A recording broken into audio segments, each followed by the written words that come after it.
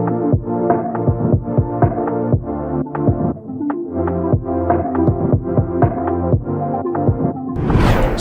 the very basics of storyboarding.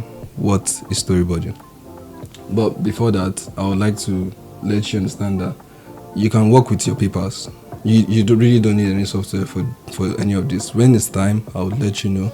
But right now, if you have a paper, you have a phone that you can draw with, anything, it works very well. For me, I prefer I'll be using Photoshop to demonstrate to you. Storyboarding, I like to describe it as, it's basically translating whatever has been given to you, an idea, a script, to visual images that can tell the story properly. It's breaking down, understanding how to share your emotions through images, and letting the audience feel the story, not without even, having to explain what's going on. Storyboarding isn't the finished work, but regardless, it's supposed to, tell the whole story from beginning to the end. So I would like to dive into the types of storyboards we have. We have storyboarding for live action. We have storyboarding for TV animation, storyboarding for feature films, and then we have for games. Storyboarding for games isn't very popular because, well, from my perspective and my experience, storyboarding is more common with filmmaking and animation making, unlike when you work for games. But that's the whole other section which I will explain to you. So let's hop on Photoshop and let me show you something quick.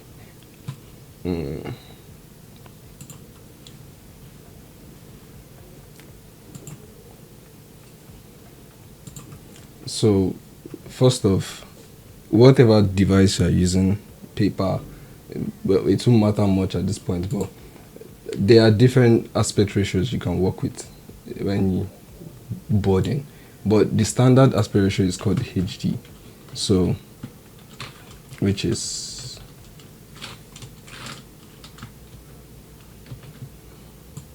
1920 by 1080 full HD resolution, and I like to work with 300 dpi. So here we have it. I only brought this up because there are some things you need to know about different types of storyboard. So first off, we are talking about live action boards.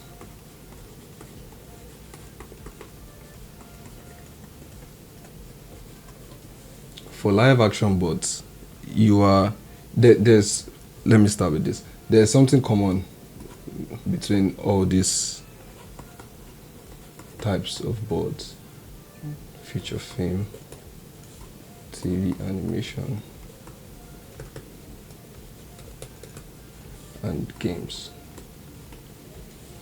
The one common thing among all of them is clarity, and I would emphasize on this a lot during this program. Clarity. No matter the production you are boarding for, be it live action, be it a feature film, be it a TV animation games, there's something that you have to point out, and your boards have to always be clear. Clear in the sense that whatever it is you've drawn, no matter the style you are using, the animators or the viewers need to know what's going on. Sorry.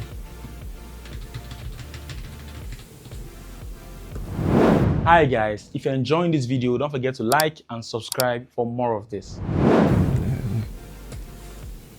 So let's say we'll use a simple character standing in front of a building. So we are starting with feature film. For feature films, when working on a feature film, you are not expected to have your characters on model 100% of the time. Fine and good, we might have, close-up shots and, tight shots where the character has to, look like who the finished animation should look like. But there's this thing that is always a factor in storyboarding, and it's speed. Because you are supposed to create a lot of boards in a short amount of time. You are always on deadline almost 100% of the time. So what you have to do is know how, well, we'll get to that. I don't want to choke you with information right now, but let's start with this. This is your character standing here in front of a building.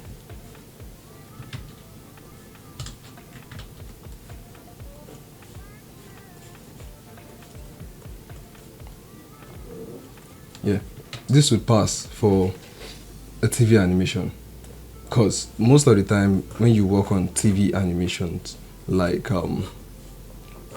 let's say series like sitcoms, let's use sitcoms for example, like Family Guy. Yeah, they always have like this flat composition and perspective where it's just, it's either vertical or horizontal. So characters move from left to right, right to left, that way objects go top to bottom. You wouldn't get to meet diagonal, compositions where you can have a Dutch angle camera. Again, something I would explain later on. But what you need to understand is, for TV animations, you would always have your characters on model, because this is how it works. For TV animations, the script has been made, character designs have been made, they finalize on the scripts, they finalize on the designs, the backgrounds, they finalize on everything. It's just the production that needs to happen. So you can't, when you're boarding, you can't go ahead and do stickman for them. No, it won't work. So what you have to do is, my advice for my students every time is, if you're supposed to be boarding for any production, get the designs, most of the character designs, and before you resume any of your scenes, before you start boarding, pick a character or two characters, or even all, depending on how many characters are on the show, and make like a quick sketch. It's a warm-up. Make a quick sketch and get to be familiar. If you do this every day throughout your time on the project, trust me, by the time you're ready to clean up your project, you would do it seamlessly. You would have all the characters looking like they should. So yeah, on feature film, on the other hand, the scripts have been made, but there are times where you work on a storyboard for a feature film and then your board gets scrapped. Yeah, so after you worked on it for like maybe a month or two, your board can just get scrapped because there are changes that have been made to the script, to the design, to the story, and then they just need like a different board to tell, a different boards to tell the story. So it's nothing is set in stone. You are free to make. Now let me make another illustration here. So for this same,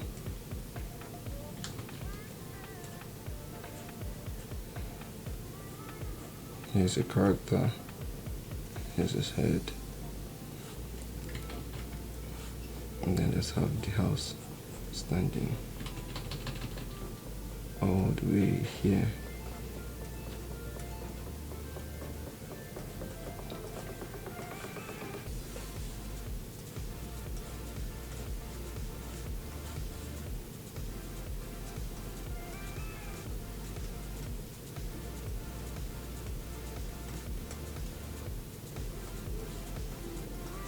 So this would pass for a feature film, besides the fact that this is still a rough, which would be refined. What's going on here. The character is right there staring at this building. Although there's no much context to the story, we don't know if he just came back, from a journey. He could be having his bags on and then he's heading home. That nostalgic feeling when you just stand and stare at your building like, man, I'm back home. Maybe a soldier, he could be wearing a camo, or maybe it's nighttime and it's raining and this person wants to steal. He's a thief and wants to steal from this house. You could use more, visual details to explain that. But yeah, this is how feature works.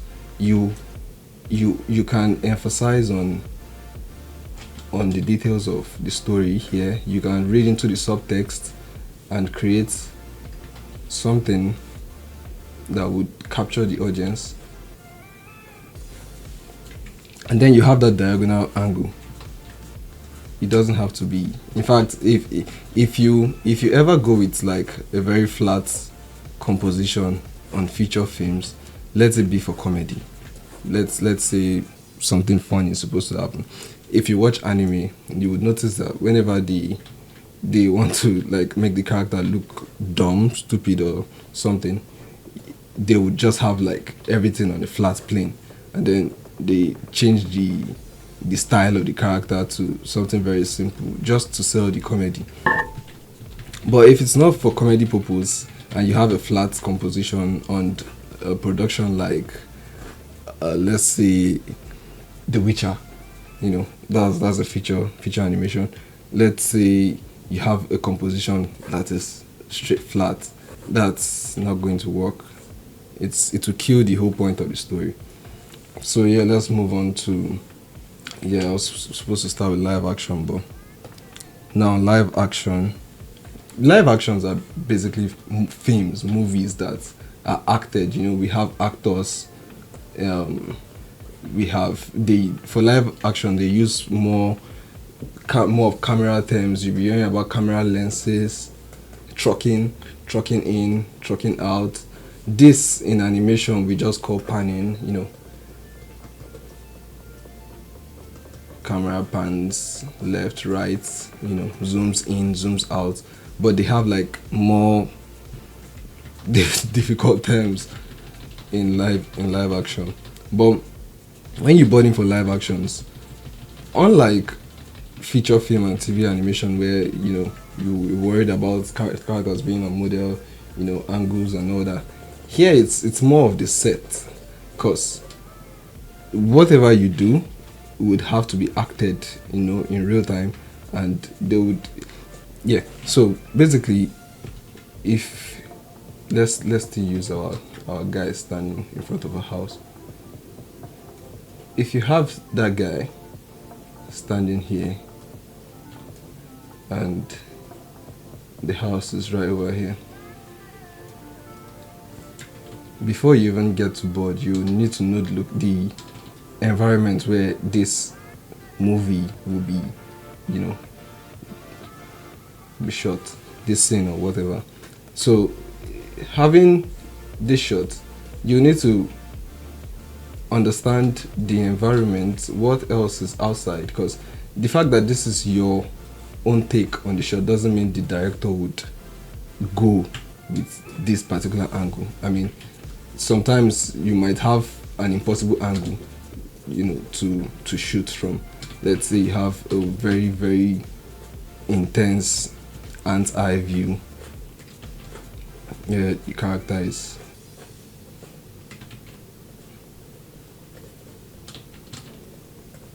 standing like this,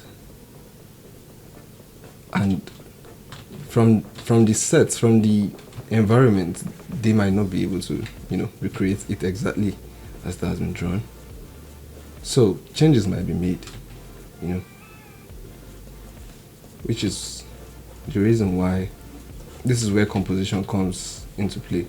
Once you understand the environment, you know what you are working with, you can manipulate it. Allow the director know that, okay, this is the particular place where this character is standing. So even if they are supposed to like make adjustments to it, they would still know how to, you know, give that shot that same feel that you gave it in your board. So the set needs to really be good. Your backgrounds will come out very well, and for live action, it's really as sequential as for animation. You know, when you're creating animatics, everything needs to play out step by step, almost frame by frame, if I should put it like that. But still remember, you're not an animator. But for live action, you could strictly just have thumbnails. cleaned up thumbnails, actually, not rough, but cleaned up. But you could have the character, let's say the character is picking a gun and supposed to shoot at someone. Naturally, if you're making an animatic and you want to make that flow, you'd have at least a where the character is picking the gun.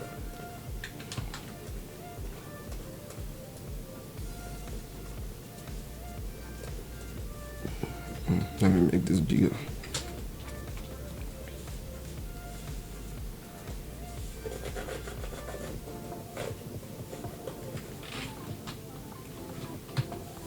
So this is our frame,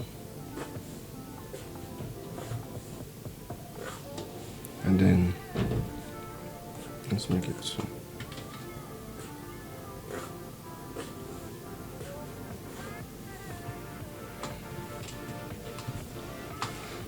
So yeah, you could have the character here.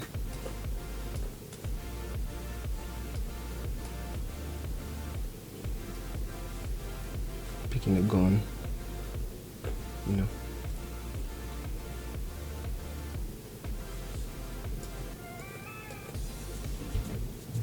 And then the next thing we have is the character holding the gun this way.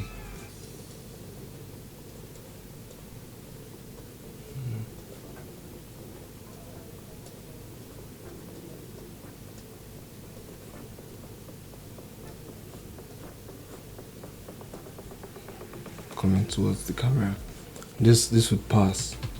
This would pass as long as the environment is properly indicated. His motion. This is also something that works well in live action. Arrows. The use of arrows. So when you're making a board like this, you know that you've drawn the character to move, towards the camera like this. But it will go a long way to have this arrow, right here. This would show the director that the character is coming forward, Or if it's moving towards the left, you have an arrow showing, instead of bothering yourself with like animating the whole thing, which is definitely not necessary.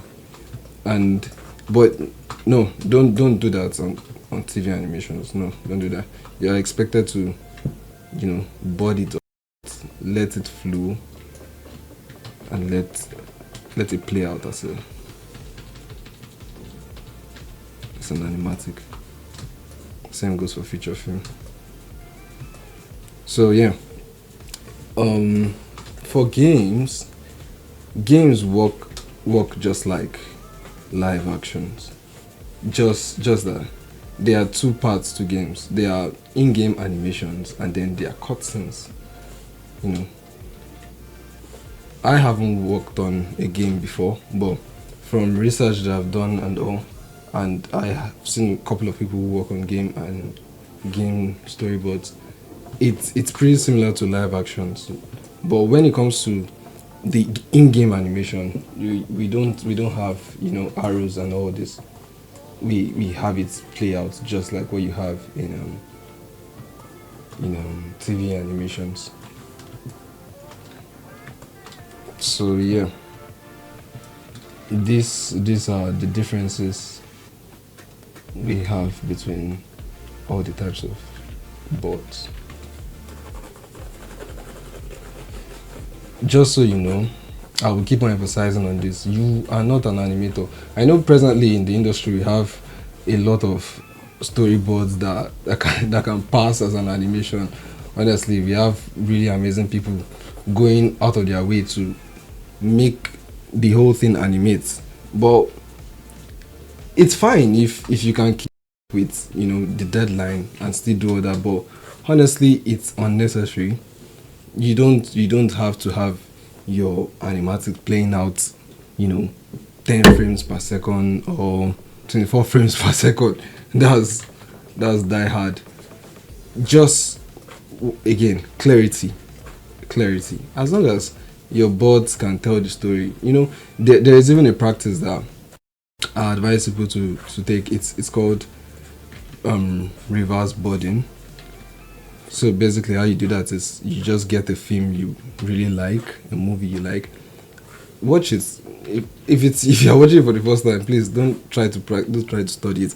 Watch it and then watch it again. This time, try to board it. Don't try to create animatics. Just try to board it. You could use your paper and your biro. Just get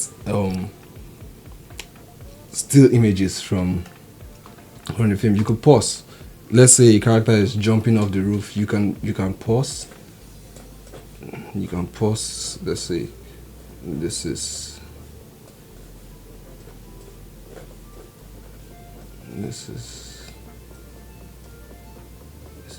your guy here jumping. That's a very beautiful drawing. And then no one is asking you to show all the frames from here. It takes for him to get to this point, for him to land. But it depends. If this is an action sequence where people who are shooting at him mid-air, attacking him, superpowers type of thing, yeah, you should make sure to indicate where the fight is going on and the moves he makes. Let's say he has a 360 turn around here. If he has a 360 turn around here, you could have that. You could show that. That's like a plus frame there. And then you could just have the bullets flying around and then show him landing.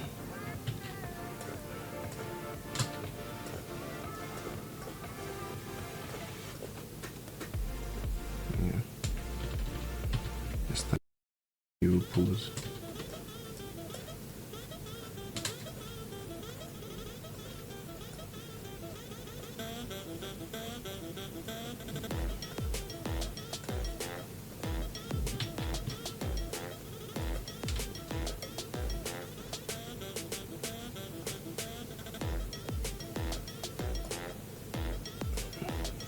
Yeah, you could go like this.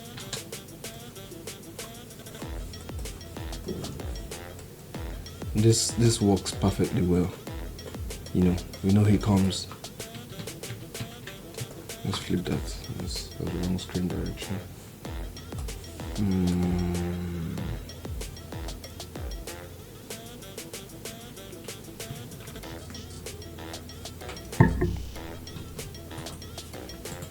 Yeah. So one frame, one frame in between this is fine. It's more than enough, because all you have here working is your camera. We know he's coming from up, so the camera will be following him, pan up all the way down to where he is, where he lands, I mean. So going out of your way to animate, have him move from this to this frame by frame, that will waste your time. You have more than 500 shots to capture for the whole sequence or for the whole story, and you want to spend your time doing this. You might even lose the whole point of the story. That's something very important. If you do all this without hitting that story point, then it will be surprising when your director will just call you and put an X to all your hard work, which is the same reason why we start our boards with roughs. We make like a rough board first, and then we show it to the director and clean up. That's another lesson. So yeah, don't animate, just tell the story properly, and this course will help you understand how to go about all this, step by step. Hi guys, it's me again. If you're enjoying this and you'd love to learn more, make sure to visit our website to get more of this program tailored for you. And do not forget to like, and subscribe to our channel.